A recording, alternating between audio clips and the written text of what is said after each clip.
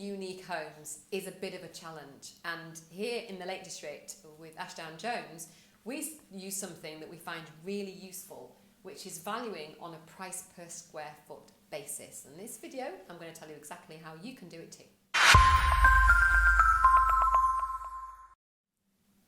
Hi, I'm Sam from Firewave, and valuing unique homes, as we do every day, is sometimes a real challenge. We've been to see some amazing homes this week, all completely different, and we find that using a price per square foot as at least a baseline at least gives us something to work with. Otherwise, it's a bit finger in the air, isn't it?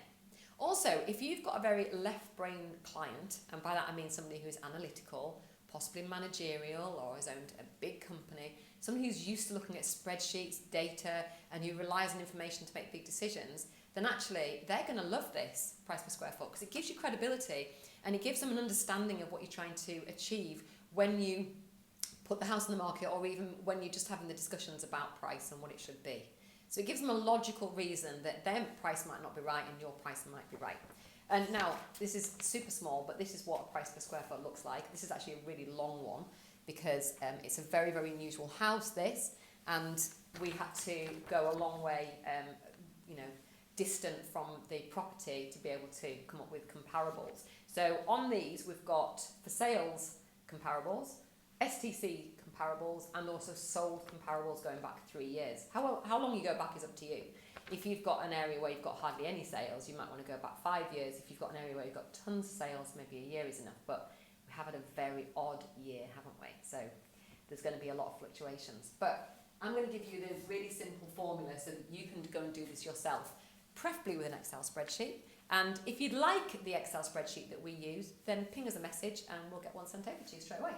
This is all it's got on it though. It's really, really simple. We've got an extra couple of columns for notes and things, but you don't necessarily need those. So the date, if it's sold, there's a date on there, or it might just say for sale, or it might say STC. And you get this information just off Rightmove. That's all we need to do. There's no hidden information anywhere. Occasionally we have to look at an EPC for the square footage for the area of the property, but otherwise it's all on Rightmove really. And then the name of the house, and then the price that it achieved or that it's on the market for, and then the floor area, which in this occasion was 2,900, and if you can't read that, that's 725,000, and then you just divide one by the other and you get £250. Now if you do that for enough properties, what you've got is an average for that area. So the property I went to see yesterday, Hannah and I went to see it, really, really tricky one to value. It's actually a barn conversion that they are going to convert, and that was one of the questions they had. How much is it worth now? How much is it worth at selling off plan, and how much is it worth fully finished? And what we were able to do was say, look, these are all the unfinished barn conversions in the area. These are all the ones that are selling completely off plan, partially off plan, or completely finished. Or these are the ones that were already barn conversions that have sold and resold in the last 3 years. And by doing that, what we've got is a whole category of barn conversions or comparable properties to theirs. And we can say the average in your area is about £250 to £260. However, we do know that the properties that are coming onto market now are higher than that because of the recent changes in the economic climate, and so we've got lots going into market that's at a higher price than 250. So the 250 represents properties that have sold in the last 3 years. So we possibly can push that up to 265, maybe even 275, and we've got precedent for that too.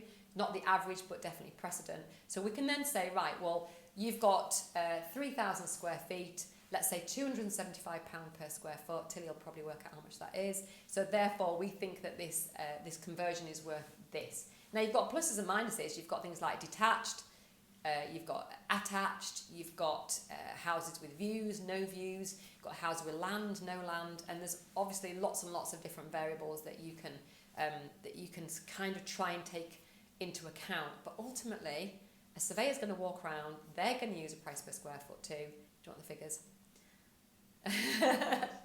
That was already on the board, that one, but I was thinking £275 per square foot, 3,000 square foot, what's that equal? 275,000 times 3 is 275, 550, 650, 750, £825,000. There you go. Yes. Thank you. That's probably completely wrong. But anyway, I got to £825,000. She's actually got two attached to each other. And what I was doing was saying, look, the units together are this many square feet. So it's worth about 1.2 for the two together. And therefore, we can decide how you want to sell it, because actually there might be a strategic way of selling it where the smaller one is a closer price to the higher one. So we get the higher one away, and then the smaller one can take a little while to sell, so we've got some cash in the bank. There's lots of different ways you can do it. You don't have to just do it on a price per square foot basis. But one of the questions she asked me was this, really interesting. She's got a big building that the planners won't let her convert into a separate dwelling. So what she was going to do was convert it into ancillary accommodation for these two barn conversions, which are, so it can be things like a gym, it can't really be bedrooms, but it could be ancillary bedrooms, but then it couldn't have a kitchen. It could be an office with a little kitchenette. There's things that they say that it can and can't be. And then she was going to divide these two and give it to the two barn conversions. But the problem is, because it's detached, it's across the courtyard, and it's really just amenity, extra building space, you can't really use the same £275 per square foot. So I've told her not to do it, just to keep it out of the equation altogether and try and get planning permission later down the line. So using a price per square foot really helps you to make decisions like this. So when I go to my lady, I can show her property in green and can say, this is where you are. You're a bit too high, a bit too low at the price per square foot, or this is what we suggest. We did this the other day for a guy that thought his house was worth 1.6, and we've had to show him it's worth 1.25 because of all the price per square foot in the areas. And we've got a little bit of flexibility there, but ultimately he understands that he can't break the ceiling for the area to that degree and expect to sell it easily. So he either sits in the market for a couple of years till the market catches up, or a buyer is mad enough to come and buy it, or he doesn't do it and he follows our advice. Anyway, all that is, there's a lot of information there, I appreciate that, and if you've been valuing for a long, long time, you probably do a bit of a thumb in the air, you know, this is the kind of the price I think I can get. But this is a bit of a sanity check really for everybody, including you, because if you walk into a house and you love it, you might value it too high. If you don't love it, you might value it too low, but this gives you that benchmark.